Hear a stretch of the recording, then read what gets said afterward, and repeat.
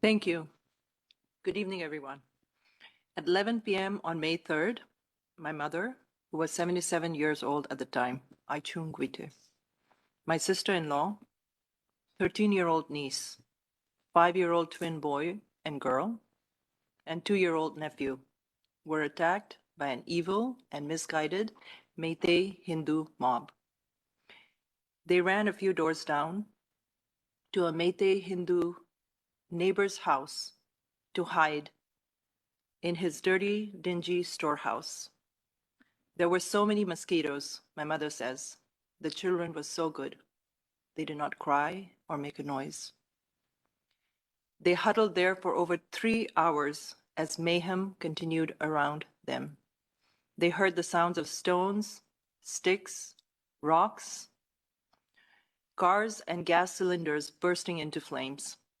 Angry mobs had burnt their church, a Baptist church, earlier that evening, and were attacking and burning their neighbors' houses and had turned to their house.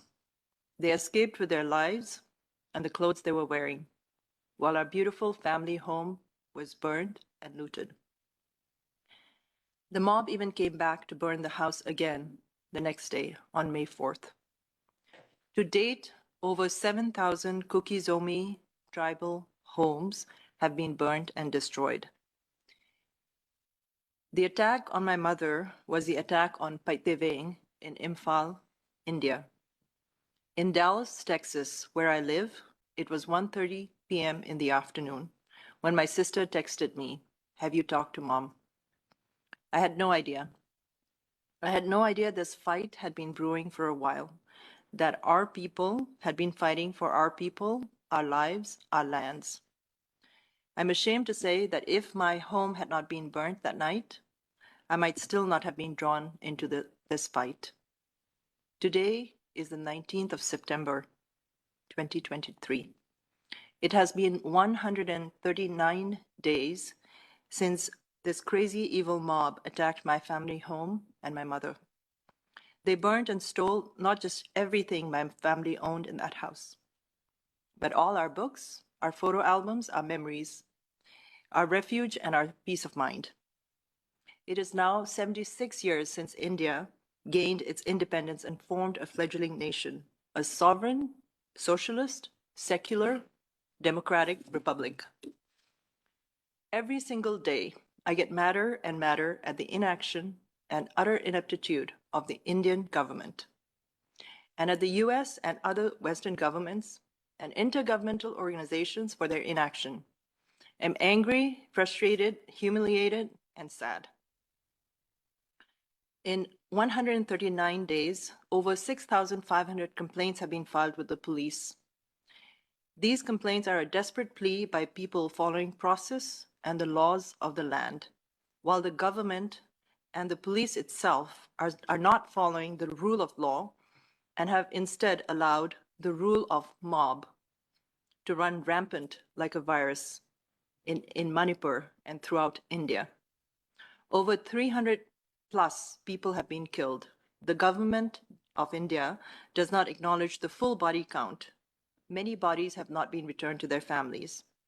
Many women have been raped and gang raped. Over 360 churches have been burned and 2 synagogues. Over 60,000 people have been displaced. The Manipur State Police has allowed its arms and ammunition to be looted by the Meitei terrorists. The Chief Minister of Manipur openly sides with the Meitei terrorists. No state, central, or international aid has reached my people. The only aid we have received is from each other, which is our tribal way, and from many good people all over the world. Those are just statistics. These are real people who have been impacted. On the evening of May 3rd, Chingboy Paipi, who is a pastor's wife in Chicago, her elderly parents, both of whom are heart patients, had to hide in the dark, in the fields, in the open fields, along with her brother and her sister's families in Imphal, because the same large Meitei Hindu mob had burned the church just next to their house. They stayed there all night and managed to walk to an army camp in the morning. They stayed there for over a week before they were transported to safety by the Indian Army. On May 4th, Mrs. Gozavung, 57, a Manipur government officer, and her son, Mr. Golal Sang, 27, were pulled out of their car by a Hindu mob of about 200 vigilantes and beaten to death. They were trying to get to safety to an army camp. Her daughter-in-law was beaten, had to be admitted to the ICU with multiple head injuries and fractured wrists and fingers. Her daughter, sister, cousin, and a 1-year-old grandson escaped with their lives after being sheltered by a Hindu family from the mob. They escaped in the trunk of their car after a day or two had passed. On May 4th, Mr. Vungsagin Valte, a Kuki-zo BJP MLA and advisor to the Chief Minister of Manipur, was beaten and left to die on his way back from a meeting with the Chief Minister. His security detail abandoned him and his driver at the hands of the mob. On May 5th, Florence Hangxing and Olivia Chongloy, two Kuki-zo tribal Christian women working at a car wash in Imphal, were attacked, gagged, and locked in a room from 5 to 7 p.m.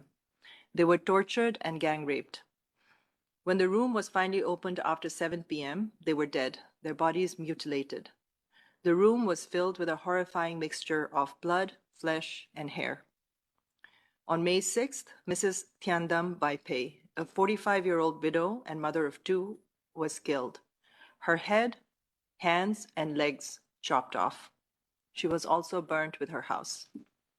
On June 4th, a 7-year-old Kuki-zo boy, Tonsing, his mother, Mina, and her friend Lydia were burnt alive in an ambulance on their way to the hospital by the mob. The mob was led by Mira Paibi women. They thought they would be safe as the mother, Tonsing's mother, Mina, is a Meitei woman. On June 10th, Mrs. Dimkohoi, 65, was shot dead while she was praying inside her village church. She was among the 3 shot by Meitei militants wearing Manipur police uniforms and armored vehicles. On July 2nd, Mr. David Theek Mar, 30 years old, was one of 3 people captured. His 2 friends were released, but because he belongs to the Mar tribe, which is one of the tribes under the Kuki umbrella, he was tortured and beheaded. His hands and legs were chopped off. His head was displayed on a bamboo fence. His body parts were thrown into a burning building. The killers posted a video of the severed head on social media with a voice in the background commenting, "This is the face of a Kuki. You look beautiful. You look beautiful. We've been trying to catch you people for a long time." The voice ended with an expletive. On July 6th, Mrs. Don Ngaiching, 62, was shot and killed outside a school in Imphal. She was mentally ill, often seen wandering the streets of Imphal, and had refused to leave Imphal feeling she was safe. She was not. On July 19th, a video surfaced of 2 Kuki-zo women being paraded naked, molested, and gang raped on May 4th by Meitei mob. These women and their families had run to the police for refuge, but the police handed them over to the mob. The young brother of one woman was beaten to death while trying to protect his sister. The husband of the other woman is an Indian Army officer. My name is Florence Nyanghoilun Lo. I'm a daughter of the Guite clan. The Guite clan belongs to the Paite tribe. The Paite are one of the Zo community tribes, the ones they're calling Kuki. We are Zo, Kuki, Tado, Paite, Mar, Gangte, Baipe, Simte, and a few more tribes. We ask for peace and justice and to be allowed to practice our religion and our customs without persecution. We ask for our right to self-determination and self-governance without fear of mob vigilantism or discrimination and attacks from our own government officials. We are Zo United. Thank you, Wissam.